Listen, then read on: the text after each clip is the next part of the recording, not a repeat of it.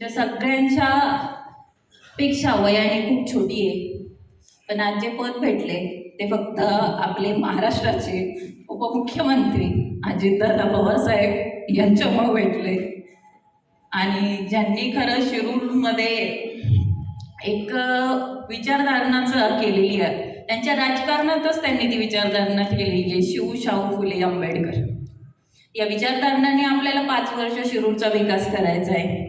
त्यामध्ये परत ही घटना कधी होऊन देऊ नका.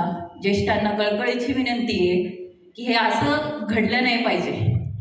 कारण जे दादांचा मान ठेवतात, जे दादांचा सन्मान करतात, पवार कुटुंबियांचा जे सन्मान करतात, त्यांच्या बाबतीत त्यांच्या श्रद्धांजलीमध्ये हे सगळं घडणं अत्यंत चुकीचं आहे.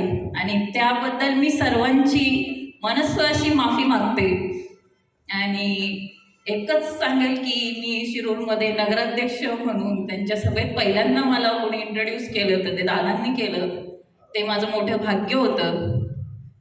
आणि शिरूर नगर परिषदेच्या वतीने मी दादांना, आपले अजितदादांना, खरं नाव हे महाराष्ट्राच्या राजकारणात दादा म्हणून पडले. आणि दादा या शब्दाचा अर्थ म्हणजे खरंच बहिणींना सांभाळून घेणारा, माणसांना सांभाळून घेणारा हा होतो. आणि दादांनी तसंच राजकारण केलं. आणि हेच राजकारणाचं मार्गदर्शन ठेवून आपल्याला पुढील 5 वर्ष शिरूरसाठी काम करायचं आहे. त्यासाठी मला तुमच्या सगळ्यांची साथ लागेल आणि ती साथ मला कायम द्या. आणि परत शिरूरमध्ये असं काही घडणार नाही ह्याची काळजी सगळ्यांनी घ्या. दादांसाठी बोलेल तेवढे शब्द कमी आहेत.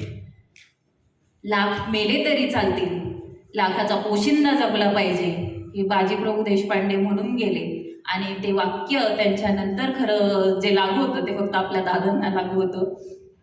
एवढंच सांगेल. आणि माझी दादांना आदरपूर्वक श्रद्धांजली मी इथं व्यक्त करते आणि थांबते.